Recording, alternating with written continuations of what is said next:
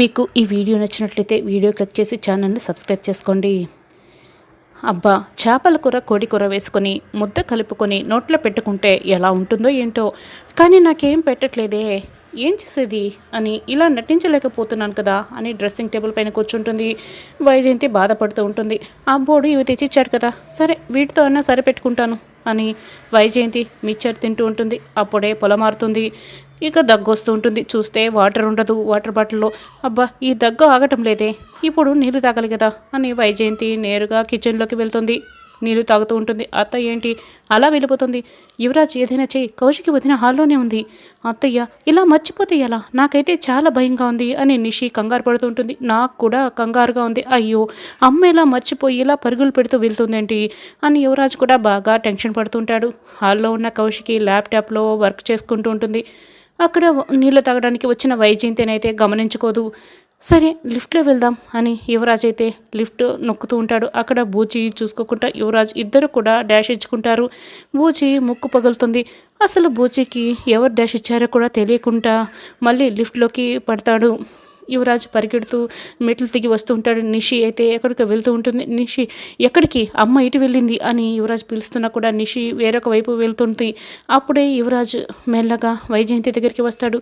అమ్మ ఇక్కడేం చేస్తున్నావు అని అడుగుతుంటాడు. నేను మిక్చర్ తింటుంటే పొలం మారిందబ్బోడా, నీళ్లు తాగడానికి వచ్చాను అని చెప్తూ ఉంటే, అసలు నువ్వు వీల్ చైర్లో ఉండాల్సిన దానివి, అదిగో కౌశికి అక్కడే కూర్చునుంది, నువ్వేం చేస్తున్నావు, నీకేమైనా అర్థమవుతుందా అని యువరాజ్ అడుగుతుంటాడు. అయ్యో బాబోయ్, అవును కదా, ఈ అమ్మి కూడా ఇక్కడే ఉంది, నేనేంటి ఇలా మర్చిపోయి వచ్చేసాను, ఏదో ఒకటి చేయబోడా, నన్ను కాపాడబోడా అని వైజయంతి అంటూ ఉంటుంది.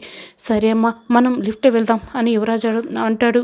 నువ్వు నా వెనకాలే రా, కౌశికి అక్క చడుకుంటా నా వెనక వస్తే లిఫ్ట్ దగ్గరికి వెళ్ళగానే ఇద్దరం లోపలికి వెళ్ళిపోదాం అని యువరాజ్ అంటాడు.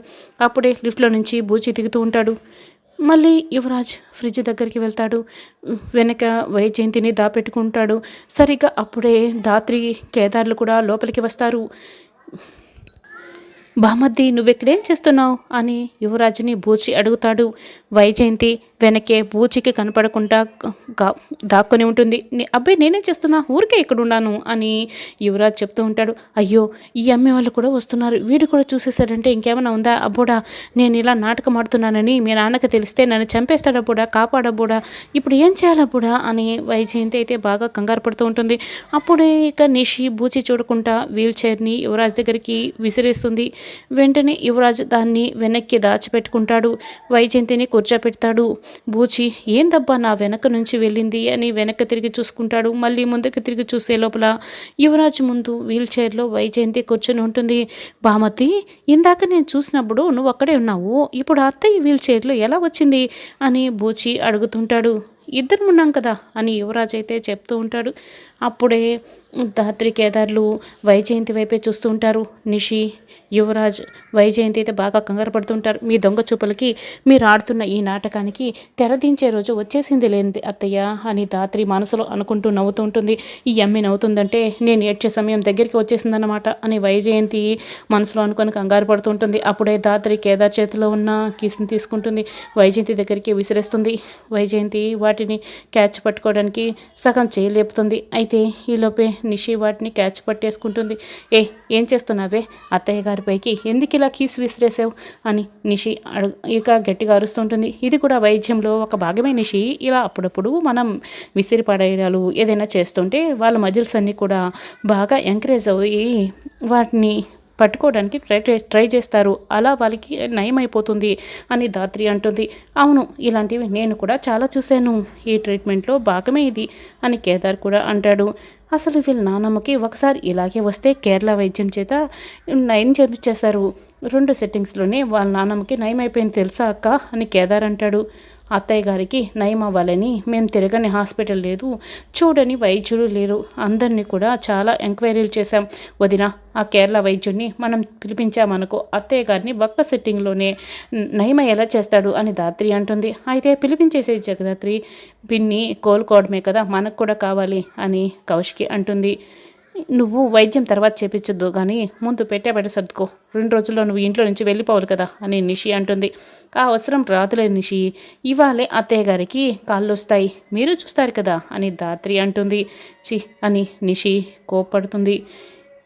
ఇక కేరళ వైద్యులు గురువుగారు వస్తారు. రండి గురువుగారు అని కేదార్ దాత్రి ఇద్దరు రిసీవ్ చేసుకుంటారు. ఎలా ఉన్నారమ్మా అని ఆయన అడుగుతుంటాడు. మీ దయ వల్ల చాలా సంతోషంగా ఉన్నాం. మీరు నానమ్మ గారికి నయం చేసేశారు కదా అని దాత్రి అంటుంది. సరే అర్జెంటుగా రమ్మని ఎందుకమ్మా ఇలా పిలిపించారు అని అడుగుతుంటాడు. దొంగ పక్షవాతాన్ని మీరు బయటకు పెట్టాలి గురువుగారు. అసలు ఏం జరిగిందో తెలుసా అని వైజయంతి ఆడుతున్న డ్రామా మొత్తం కూడా దాత్రి చెప్తుంది. అంటే ఆవిడ నాటకం ఆడుతుంది. అది దొంగ పక్షవాతం అని అందరి ముందు బయట పెట్టాలి అంతే కదమ్మా. సరే లోపలికి వెళ్ళి నేను అవన్నీ పరీక్షిస్తాను. ఈలోపు నాకు కావలసినటువన్నీ కూడా తీసుకురండి అని గురువుగారు చెప్తారు. అలాగేనని కేదార్ చెప్తాడు. సరే సరే అండి, మీకేమేం కావాలో చెప్పండి అని దాత్రి అంటుంది. ఇక ఆయన ఒక పెద్ద లిస్టు చెప్తారు. నేను తీసుకొస్తాను, మీ దాత్రి నువ్వు ఆయన్ని లోపలికి తీసుకెళ్ళు అని దాత్రికి చెప్తాడు. ఇప్పుడు మా అత్తయ్య గారి గుట్టు రెట్టవుతుందని నాకు నమ్మకం వచ్చింది గురువుగారు అని దాత్రి చాలా సంతోషంగా ఇక ఆయన్ని లోపలికి తీసుకొస్తుంది. ఒరే అబ్బోడా, ఈ నాటకానికి ఇక తెరదించేద్దాం. నేను నాటకం ఆడుతున్నానని ఆ అమ్మకి అర్థమైపోయింది. అందుకే ఇలా ప్రకృతి వైద్యుడని చెప్పి నిజంగానే నా కాళ్ళు విరగొట్టించేస్తే నేనేమైపోవాలి. అందుకే అబ్బోడా ఈ నాటకానికి తెరదించేద్దాం రా అని అంటూ ఉంటుంది. చూడండి అత్తయ్య, మనం ఎంత కష్టపడి నాటకం ఆడుతున్నామో మీకు కూడా తెలుసు కదా. ఇక 2 రోజులు ఓపిక పట్టినారంటే వాళ్ళు ఇంట్లో నుంచి వెళ్ళిపోతారు అని నిషి అంటుంది. అవునమ్మా, మన ముగ్గురికి మాత్రమే నువ్వు నాటకం ఆడుతున్నామని తెలుసు. ఈ 2 రోజులు ఓపిక పట్టావంటే ఆస్తి అంతా మన సొంతం అయిపోతుంది అని యువరాజ్ అంటాడు. అవునని నిషి కూడా చెప్తారు. ఇక ఇద్దరు కలిసి ఆమెటికి నచ్చ చెప్తూ ఉంటారు. ఐదుగాడ కూడా ఆ అమ్మి నా వైపు చూసి నవ్వింది. అప్పుడు ఏమర్థమో తెలుసా, ఇక ఈరోజు నీ పని అయిపోయినట్టే, నేను గెలిచినట్టే అన్నట్టు నవ్విందప్పుడా.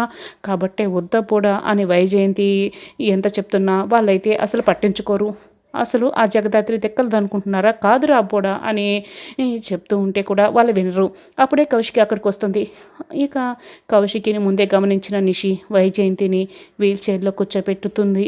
ఓ మీరు ఇక్కడున్నారా, ప్రకృతి వైద్యులు వచ్చేశారు రండి అని అక్కడి నుంచి పిలిచి వెళ్ళిపోతుంది. పదమ్మ మేమున్నాం కదా అని యువరాజు నిషి ధైర్యం చెప్పి అక్కడి నుంచి తీసుకువెళ్తారు. ఇక అక్కడికి వచ్చిన వైద్యం చూసి దాత్రి నవ్వుతూ కేదార్ మొత్తం సిద్ధమే కదా అంటే పుయ్యి లేచి పరిగెత్తుంది. చూస్తూ ఉండు దాత్రి అని కేదార్ చెప్తాడు. దాత్రి నవ్వుతూ ఉంటుంది. వైజయంతి చూసి భయంతో అయితే వణికిపోతూ ఉంటుంది. అదేంటి అత్తయ్య వైద్యం చూసి భయపడుతున్నారు, నిషి యువరాజ్ ఇద్దరు కూడా టెన్షన్ పడుతున్నారు అని కాచిబూచి అంటూ ఉంటారు. అప్పుడే జగదాత్రి వాళ్ళు వీళ్ళేదో నాటకం ఆడుతున్నారు, ఆ నాటకాన్ని బయటకు పెట్టడానికి ఇదంతా చేస్తున్నారు కాబట్టే మనం పూర్తి మద్దతు జగదాత్రి సిస్టర్ వాళ్ళకే ఇద్దాం. యువరాజ్ నిషీల పైన మనం రివెంజ్ తీర్చుకోవాలి అని బూచి అంటుంది. అలాగే పూచి అని కాచి అంటుంది. అక్క ఈ వైద్యాలు ఏవి కూడా వద్దక్క, కావాలంటే మనం ఇంకో డాక్టర్ దగ్గర చూపిద్దాం అని యువరాజ్ అంటాడు. కావాలంటే ఈరోజే మామూలు వేరొక డాక్టర్ దగ్గరికి తీసుకెళ్దాం అని నిషి చెప్తుంది. అప్పుడే దాత్రి వైజయంతి దగ్గరికి వస్తుంది. మోకాలపై కూర్చొని ఏంటత్తయ్య మీ కొడుక్కి కోడలికి మీరు లేచి జింక పిల్లలా నడవడం పరిగెత్తడం అసలు ఇష్టం లేదనుకుంటా, అందుకే వీళ్ళు ఇలా మాట్లాడుతున్నారు. మీకు లేచి పరిగెత్తాలని ఉంది కదా, ఈరోజు మీరు ఖచ్చితంగా లేచి పరిగెత్తగలరు. చూసారా అత్తయ్య గారికి కూడా అవునని ఎలా తలుపుతున్నారో మీరెందుకు అడ్డుపడుతున్నారు నిషి యువరాజ్ అని దాత్రి అడుగుతుంది. ఏంటి నిషి మీరు అత్తయ్యని నడవనివ్వాలి కదా, అడ్డుకోకండి అని దాత్రి చెప్తుంది.